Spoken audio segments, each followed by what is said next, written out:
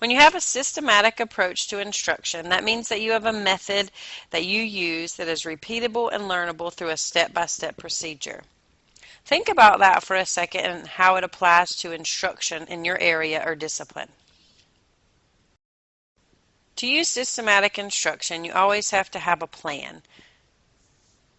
You want to think about the following things when you come up with your plan.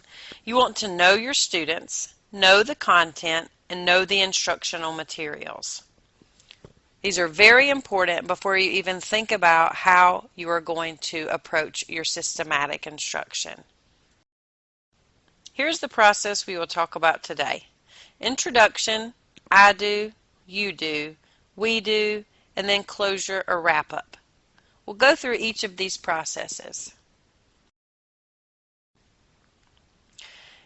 You will see in research that this is called the gradual release model. If you think about it, that makes sense. You are scaffolding the instruction for the students. You start with I do, which is explicit instruction, explicitly teaching the skill to students.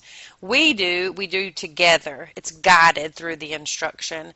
And then you do is a more independent application. You must explicitly teach skills to students. Lots of teachers sometimes leave out that process of we do in the middle, and it's not just a one-shot deal. Think of the student's needs. You need to explicitly teach, and sometimes if you get to the we do phase, you see that you may need to go back and teach something again. So that middle component of we do is so very important in this gradual release model of our systematic instruction. So the first part is introducing the lesson, the introduction. This provides students with an advanced organizer of what's to come, why it's important for them to learn the knowledge and skills in this lesson. It consists of 3 parts. Gaining the student attention, which is information or experience designed to activate the student interest and motivate them to be engaged in the learning. Explain the objective, which is information that communicates the expectations of the outcome of the lesson to the students and how that relates to the prior knowledge, those prerequisite skills.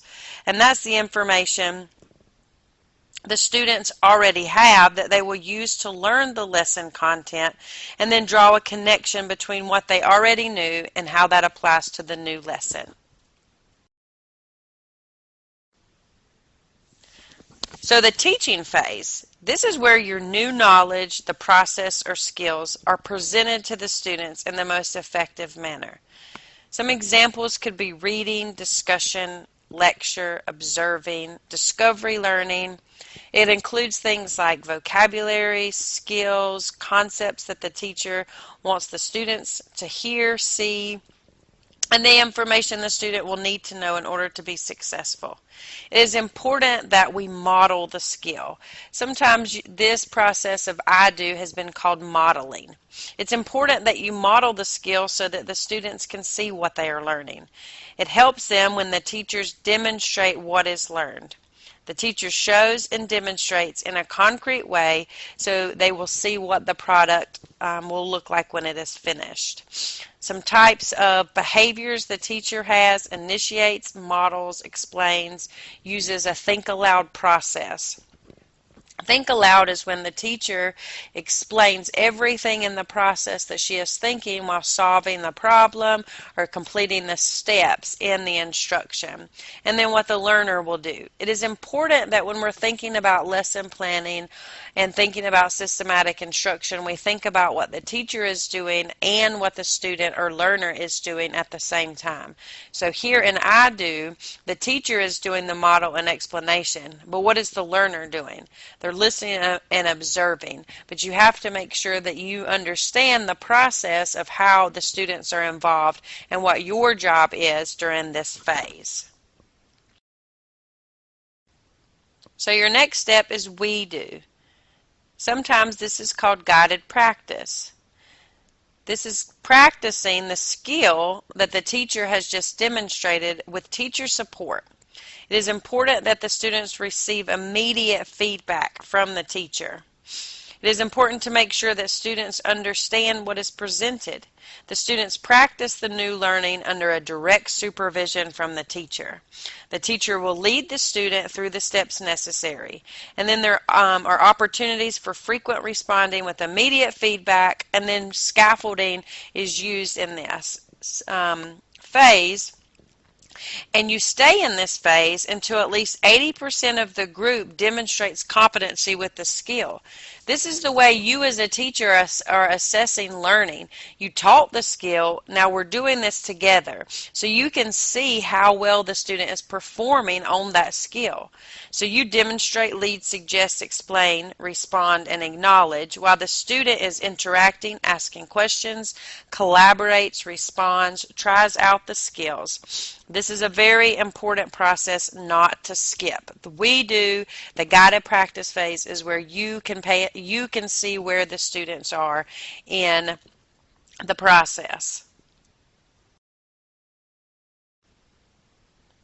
In this process of you do, this is where students get the independent practice. This is when the teacher is sure the students understand the new material and they release the students to practice on their own based on what they have learned in previous steps.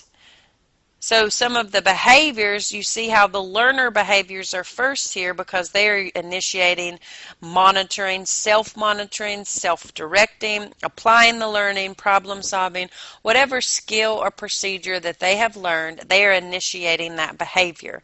And the teacher is assisting as necessary, responding to the students, and evaluating this learning. Oftentimes when I am observing new teachers or teacher interns, the closure and the wrap-up is very rushed. And that is because once the teacher has seen that the students demonstrated the skill in the I do category of independent practice, they need to go back and do a wrap-up or a closure for the whole group. This step is very important.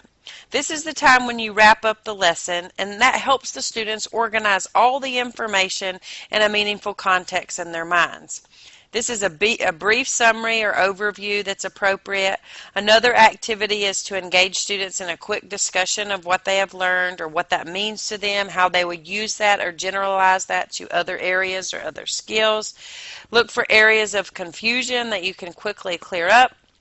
And reinforce that the most important points of the lesson so that the learning is solidified for future lessons. It's not enough to say, are there any questions in this closing section? It's something to, you review what has been learned, you draw conclusions. Let's think about questions for just a second.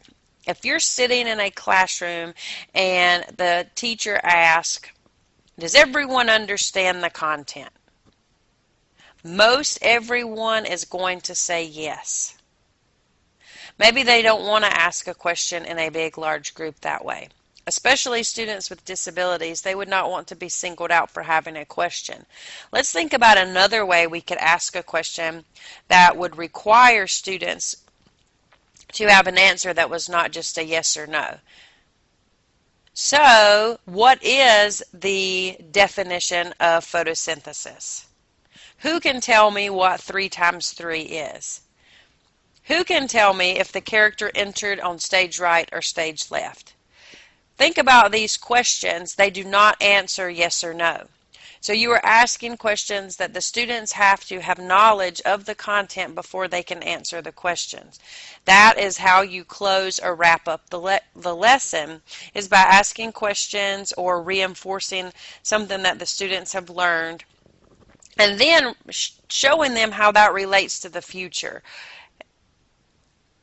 Something else that you may teach them, what they learned today, what that's going to look like for your lesson tomorrow or next week. It's very important to make sure that while you gain their attention in the opening, that you are expressing and telling them everything they've learned and how they would use that in the future in the closure or the wrap-up.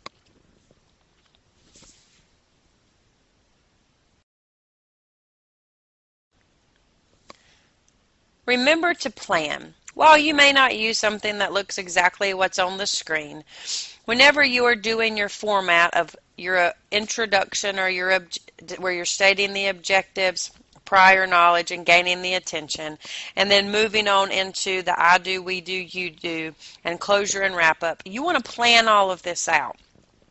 Something to think about while you're planning here on the screen, it's not just about what you're doing. You want to think about your behaviors as well as the learner's behaviors. Both are important to include when you are planning any lesson. For systematic instruction, you remember it's the step-by-step procedure. You want to make sure that you are thinking about what you are doing step by step, but also what your students should be doing.